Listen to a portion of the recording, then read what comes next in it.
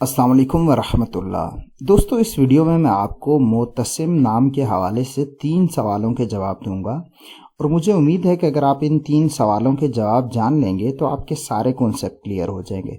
अगर फिर भी कोई सवाल रह जाए तो आप कमेंट में पूछ लीजिएगा, मैं इंशाल्लाह उस पर वीडियो बना दूंगा। मज़ीद कोई भी इस्लाम से मुतल्लिक क्वेश्चन हो तो आप कमेंट में पूछ सकते हैं, इंशाल्लाह हम उस पर अलग से वीडियो बना देंगे।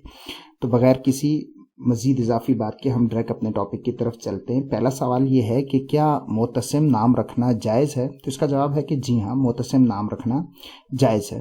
दूसरा सवाल ये है कि क्या इस्लामी तारीख में किसी का नाम मोतसिम गुजरा है? तो इसका जवाब ये है कि खलीफा हारून रशीद के बेटे का लक़ब मोतसिम बिल्ला था।